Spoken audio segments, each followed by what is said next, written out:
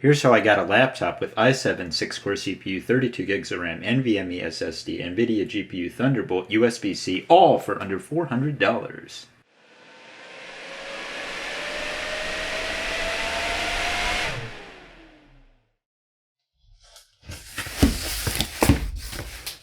And an unboxing.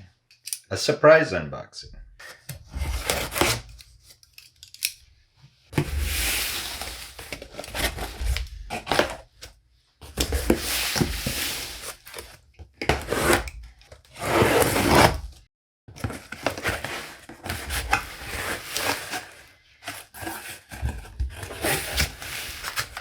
Text material. And here it is. This is a Latitude 5491, 5490 8th gen Core i7 16 gigs of RAM and 256 gigs of storage. Came with the power adapter too. This seems to be in okay shape.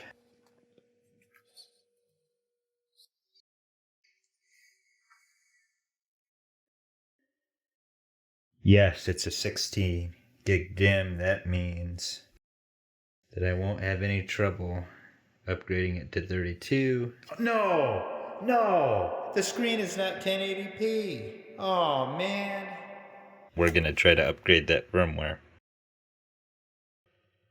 The screen's wrong, but I've negotiated a deal where, they're gonna give me half the price of a new screen. So a partial refund of $40, and next up I did a BIOS update. Alright, here we go.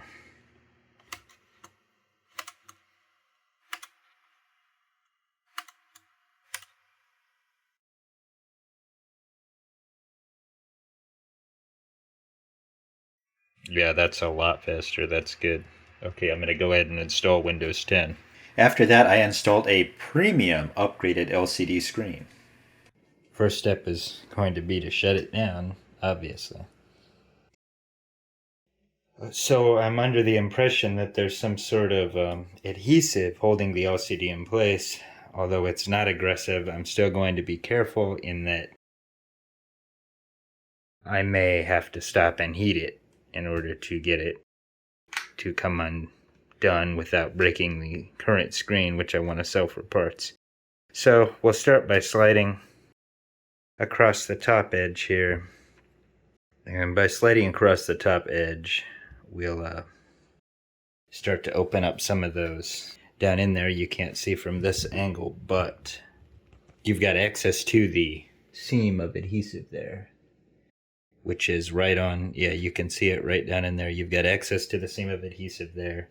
And basically, if I can't jam a gift card through it, oh yeah, this is not, does not appear to be a serious adhesive. We're already through. So I'm really not worried about the adhesive aspect of it, though I will go ahead and free up. See.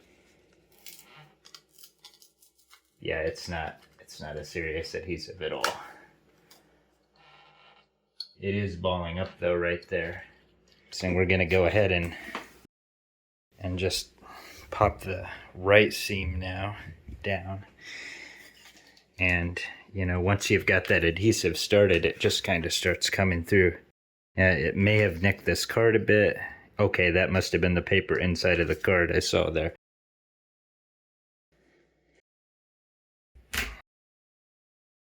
And so with these, basically what you want to do is, once you've popped up the clips, just work it around and it'll come free kind of on its own. So the right side's free there. We're going to spin it around. We'll free up this other half of the top here.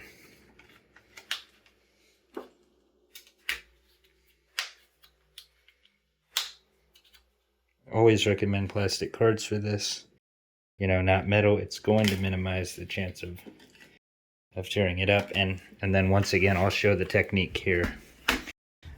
Sliding across with the card, and you could go from the screen side now if your card is clean. you know, but once again, you really don't want to. In fact, if you can, you want to get behind there and pop it. And okay, the mic is not on the screen.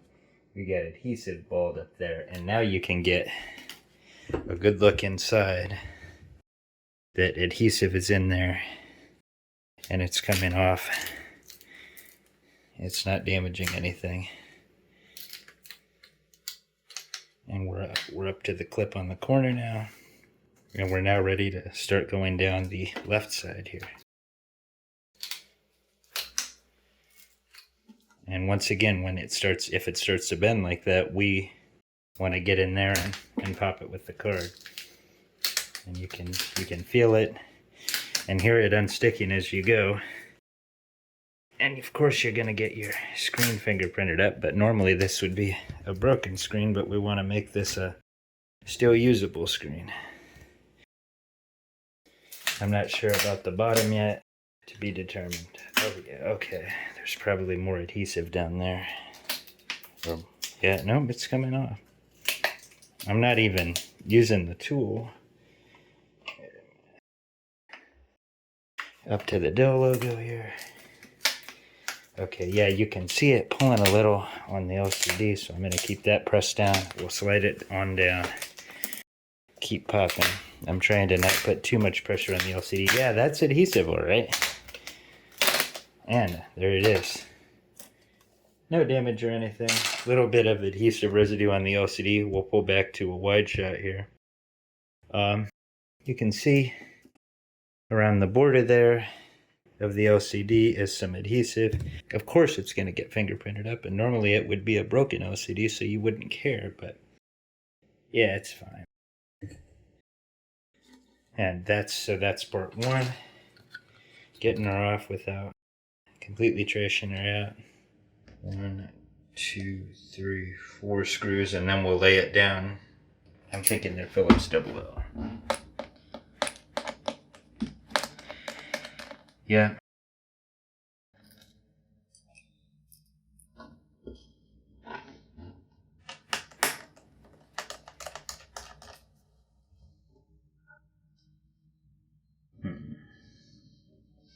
Yeah, what's going on here? Let's get a macro shot of that. Oh man. Okay, it actually looks really bad at 10x zoom. Yeah, what's going on here? Oh boy. Yeah, that screw was really in there. Pop it up by grabbing one of the tabs at the back here and gently set it down. And then we'll be working on this. So over the cable, there's some tape over the connector here. We're going to carefully peel that off because it should be saved. And in fact, there's multiple layers of tape down here.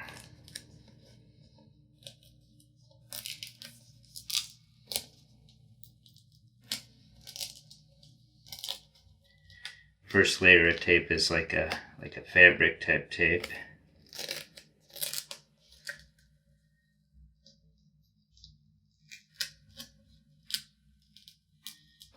See, it wants to bind up. Yeah, it's tied up to the ding. Okay, it's tied up to the cable itself. And then we got this clear tape.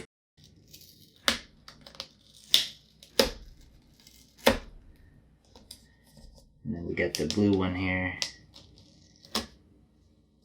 And back onto the cable.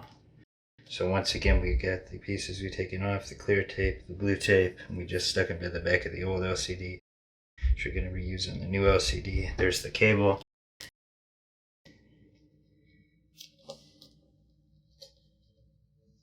And just right out.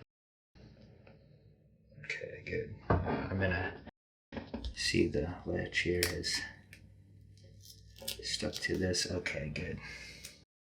So the old panel is disconnected. There it is. 15.6 inch LCD from Dell Latitude 5591 WXGA. Right, here's the replacement. It's Dell part number and equivalent matte 15.6 from a Precision 7530. Blah, blah, blah, blah.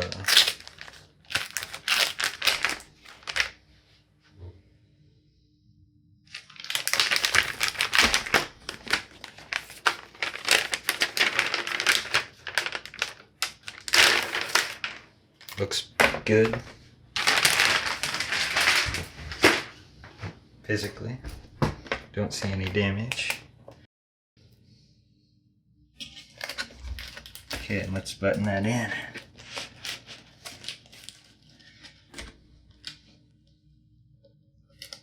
So I don't want to have to get a new cable as well, or damage this screen. Okay. That's the connection in. The little rail down. And on the, which I had set aside, we've got the blue sticker. Keep it from backing out. I guess you could source these if you wanted to, if you could figure out what the material was. Ooh, yeah, that's not going anywhere once it's on. And then the fabricy looking one. I'll try to not let it fold over, but you know, it happens a little bit, probably no big deal. Okay, and it's connected. Nice. Okay, let's do the first turn on. Yeah, and 1080p. Good. Brightness controls work. Ooh, nice and bright. Okay. And it's nice and crisp like 1080p should be. Okay, we're gonna go ahead and finish. Alright, so putting it back together, basically, you know, 4 screws. Yeah, that screw, whatever happened on the bottom right here, it was, maybe, I hope it wasn't dropped, but. So yeah, this is supposed to be a Dell Precision LCD. So 300 nits, which is brighter than the highest 250 you could get in the 5591, and 100% SRGB. And now there's no adhesive in there, which, you know, I don't really care about redoing that. I know it's supposed to be there, and it probably makes it a bit firmer, but I can live without it. And, you know, check your snaps all the way around, because a lot of the time you get one that doesn't want to go down. So she's all sealed up on the left edge, the front, the right. I know it's not focusing, but you can tell that it's sealed up. And so that's it. It is now, the Latitude is now rolling on a 1080p, 300 nit brightness, 100% sRGB display from a Latitude, or from a Precision. It's now kind of maybe one of a kind. Finally, I doubled the RAM from 16 gigabytes to 32 gigabytes. Samsung main RAM module, DDR4 2666, SO-DIMM, expect to match. Item description.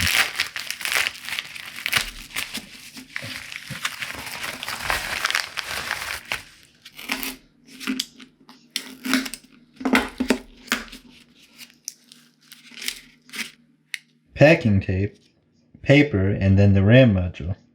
Packaging experience has been poor. As I said before, if this was Scotch tape, it would be no big deal to get off of there. But I had to break out my specialty small scissors to avoid cutting in and damaging the part. Hopefully that all matches. Alright, here we've got the Dell Latitude 5591, single channel, 16 gigs, and we're getting ready to install the RAM upgrade. Go ahead and turn it off and flip it over. So opening up this Latitude should be pretty simple. It's basically just, and these screws may be a little loosened up, because I have been in here before to verify some things. But it's around the edges, these Philips 00 screws.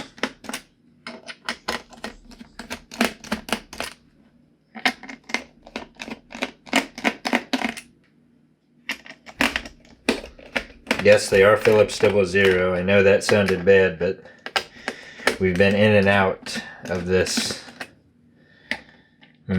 quite a few times now. And right here, there's a little notch to get into it.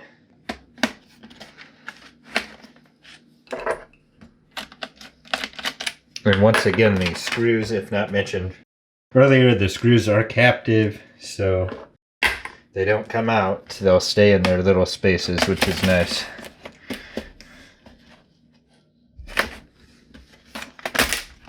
Comes right off. And there's the slot. There it is. 45 bucks. Same thing as what's in there. Maybe different date and country of manufacture, but same part number and like revision number there on the bottom line. Same specs.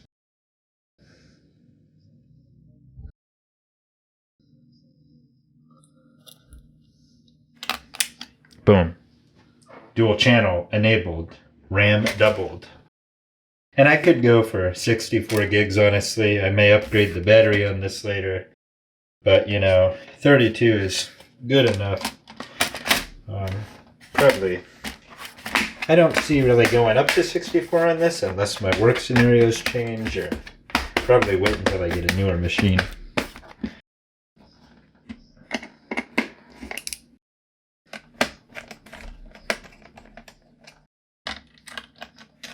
I should test it first, really, but it should be fine. I'm showing you the steps in order. Assume this step is out of order, because ideally you would test it before putting that bottom cover back on.